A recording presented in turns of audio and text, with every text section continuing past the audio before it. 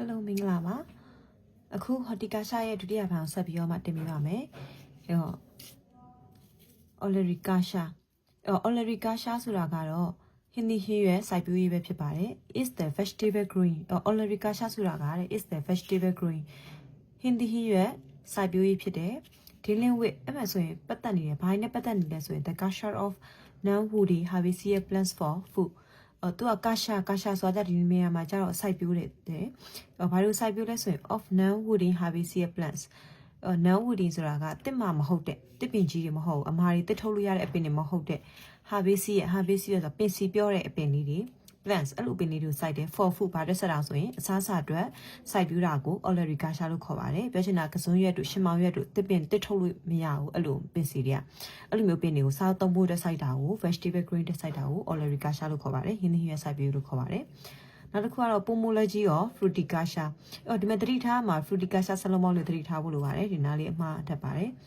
pomology ကိုနောက်တစ်မျိုး fruiticulture ကိုလည်းခေါ်တယ်။သူကဘာစိုက်တာလဲဆိုလို့ရှိရင်တစ်သီးဝလံစိုက်ပျိုးရေးပဲဖြစ်ပါတယ်။ is the production of fruits and nuts သူဒီဘာစိုက်တာလဲဆိုရင် fruits and nuts fruits လို့ပြောတဲ့အခါမှာတစ်သီးတွေပါတယ်။ and be nuts အခွန်မာတဲ့အသီးတွေလည်းပါတယ်။တစ်သီးလို့ပြောတဲ့အခါမှာခရမ်းကျင်သီးအဲ့လိုအသီးတွေတင်မောသီးဖယုံသီးဒီလိုသီးတွေပါတယ်။ nuts ဆိုအခွန်မာတဲ့အသီးတွေတစ်ကြားသီးဒီလိုသီးတွေလည်းပါပါတယ်။နောက်တစ်ခုကတော့ viticulture viticulture ဆိုတာကတော့ is the production of grape ပါလဲဆိုရင်စပစ်သီးစိုက်ပျိုးရဖြစ်ပါတယ် production of grape ဆိုတာစပစ်သီးစိုက်ပျိုးဖြစ်တယ်ဘာအတွက်အယူရပြီးတော့မှစပစ်သီးကိုစိုက်တောင်ဆိုရင် largely intended for wine making လက်ပြကြီးမားစွာ intended ဆိုတာယူရထားပါတယ် for wine making ဆိုတာ wine ထုတ်ဖို့အတွက်စပစ်သီးတွေကိုအများကြီးစိုက်တာကိုစပစ်ရှန်နေနဲ့စိုက်တာကို viticulture လို့ခေါ်ပါတယ်နောက်တစ်ခုကတော့ floriculture floriculture ဆိုတာကတော့ပန်းစိုက်ပျိုးရေးဖြစ်ပါတယ် is the growing and marketing of flower growing ဆိုစိုက်ပျိုးမယ် and be marketing ဆိုတာကြတော့ရောင်းချမယ် of flower ပန်းတွေကိုစိုက်ပျိုးမယ်ရောင်းချမယ် and be ornamental plants ပန်းတွေအပြင်ဘာလဲပါဆို ornamental plants ဆိုအလှစိုက်တဲ့အပင်တွေလည်းပါတယ်အဲ့ဒီပန်းတွေ ornamental plant လို့ခေါ်တဲ့အလှစိုက်တဲ့အပင်တွေကိုရောင်းချမယ်ဘာအတွက်တော့ဆိုရင် for floristry ဆိုတာပန်းဆိုင်တွေအတွက်ရောင်းချတာကို floriculture ပန်းစိုက်ပျိုးရေးလို့ခေါ်ပါတယ်နောက်တစ်ခုက turf management turf ကကြောင့်မြက်ခင်းပြင် management စီမံခန့်ခွဲရေးမြက်ခင်းစီမံခန့်ခွဲရေးဖြစ်ပါတယ် is the protection and upkeep of turf protection ကထုတ်လုပ်မယ် and upkeep ဆိုတာထိန်းသိမ်းဆောက်ရှောက်မယ် turf ဆိုတာမြက်ခင်းတွေကိုထုတ်လုပ်မယ်ထိန်းသိမ်းဆောက်ရှောက်မယ်မြက်မှာနှစ်မျိုးရှိပါတယ် artificial ဆိုတာတူပလုပ်ထားတာအတုကိုပြောတာမြက်အတုရှိတယ် and live ဆိုတာမြက်အစစ်ပေါ့နော်ဒီလိုဟာတွေနှစ်မျိုးလုံးပါတယ် for use in recreation ဒီမြက်တွေကိုဘာလို့စိုက်ကြရလဲဆိုလို့ရှိရင် in recreationအပန်းဖြေဖို့အတွက်ယူရပြီးတော့မှစိုက်တယ်ဥပမာဘာတွေရှိရောဆိုရင် sports stadium လို့ခေါ်တဲ့အားကစားရုံတွေမှာမြက်ခင်းပြင်နေနဲ့မြက်တွေစိုက်ကြတယ်ဒါတွေကဆိုရင် turf management တွေမှာပါပါတယ်အားကစားရုံတွေရှိတယ်နောက်က civilian landscaping civilian ဆိုတာကြတော့အစိုးရနဲ့မဆိုင်တဲ့ဒီအရက်သား landscaping ဆိုတာရှုခင်းနေပြောချင်တာအစိုးရ government တွေမှာဝင်ကြီးနဲ့အဲ့လိုမျိုးဝင်ရတဲ့ဟာမျိုးမဟုတ်ဘဲနဲ့အရက်သားတွေဖြစ်နော်အပန်းဖြေဖို့အတွက်တည်ဆောက်ထားတဲ့ဒီလိုမျိုး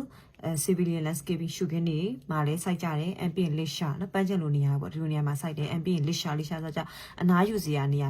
တူတူပဲပန်းချင်လို့နော်အဲ့လိုမျိုးနေရာတွေမှာရှုခင်းနေနော်အဲ့လိုမျိုးမှာစိုက်ကြတယ်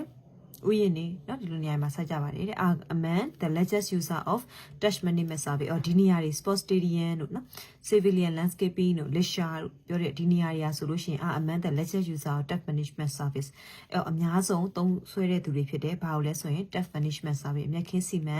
ခန့်ခွဲရေး service ဝန်ဆောင်မှုတွေအဓိကသုံးနေတဲ့နေရာသုံးခုရှိပါတယ် sports stadium ရဲ့ civilian landscaping ရဲ့ leisure ရဲ့ဆိုပြီးတော့မှသုံးခုရှိပါတယ်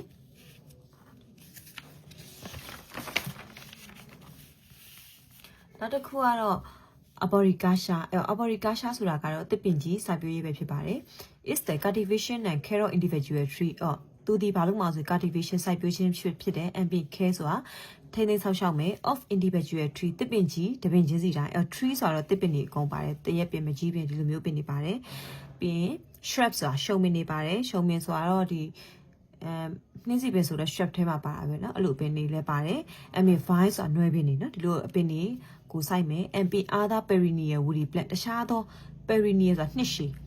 woody plant ဆိုတာတက်ထုတ်လို့ရတဲ့အပင်တွေကျွန်းပင်တို့ပြင်းကလေးပင်တို့เนาะအင်းတို့ကညင်းတို့အဲ့လိုအပင်တွေပတောက်တို့เนาะဒီလိုပင်တွေလည်းပါတယ် primarily ဆိုတာအဲ့ဒီအပင်တွေ primarily ဆိုတာအဓိကအဖြစ် to maintain ဆိုတာထိမ့်သိမ့်မယ် individual woody plant ဘာလို့ထဲမှာဆိုတပင်ချင်းစီ woody plant ဆိုတာတစ်ထုတ်ရတဲ့အပင်တပင်ချင်းစီ ambient tree တစ်ပင်ကြီးတွေကိုတပင်ချင်းစီတိုင်းထိန်းသိမ်းဆောင်မယ်ဘာလို့တော့ဆိုရင် for long term landscape long term ဆိုတာရေရှည် landscape ဆိုတာရှုခင်းအတွက် ambient amenity purposes amenity ဆိုတာတာယာမှုအတွက်ယူရပြီးတော့မှ purposes ယူရပြီးတော့မှဒီတစ်ပင်ကြီးတွေရေရှည်အတွက်ယူရပြီးတော့မှစိုက်တာဒီ arboriculture ပဲဖြစ်ပါတယ်နောက်ခုကတော့ landscape horticulture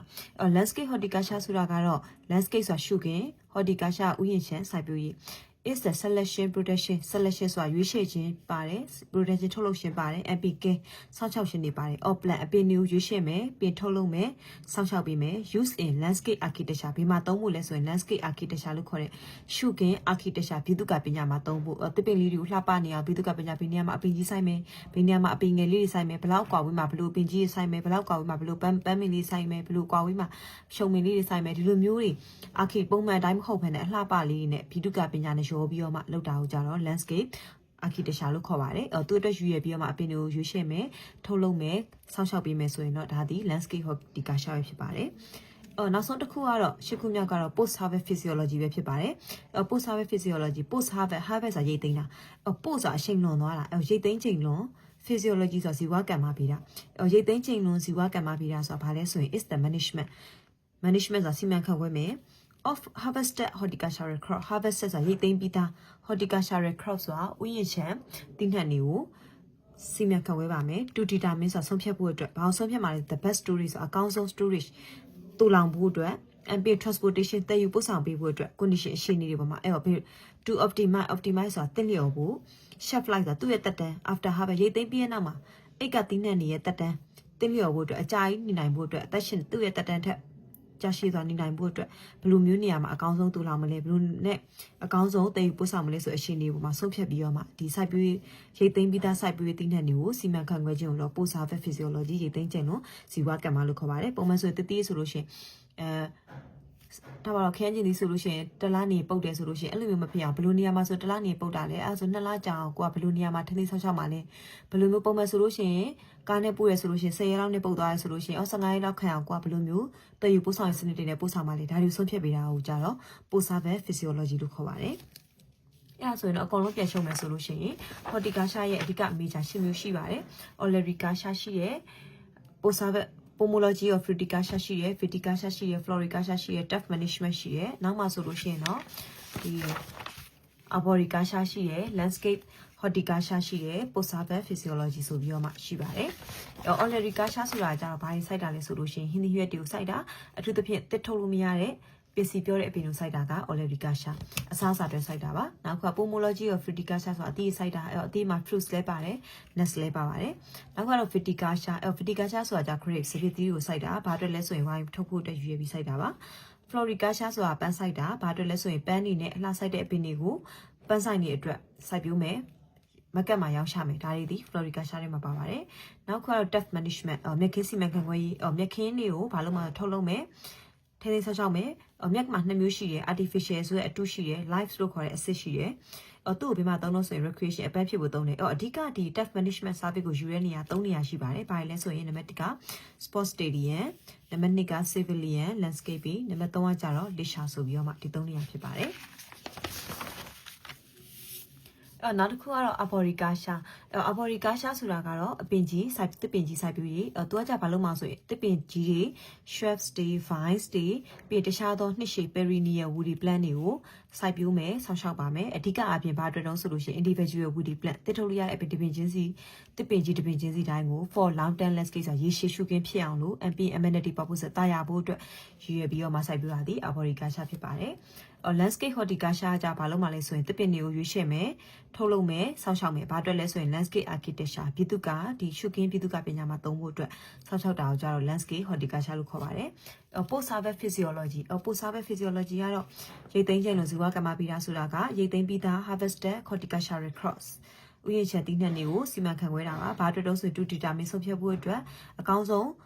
နော် story ဆိုတာတူလောင်ဖို့အတွက်ပြင် transportation ဆိုတာတည်ယူပို့ဆောင်တဲ့အခြေအနေအတွက်ဆုံးဖြတ်ပေးမယ် to optimize ဆိုတာတင့်လျော်ဖို့အတွက် shelf life after harvest ရိတ်သိမ်းပြီးတဲ့နောက်မှာတက်တန်းနေအကောင်းဆုံးတင့်လျော်ဖို့အတွက်ဒီလိုမျိုးတွေဆုံးဖြတ်ပေးရအောင်ကြတော့ post harvest physiology လို့ခေါ်ပါတယ်အားလုံးပဲကျေးဇူးတင်ပါတယ်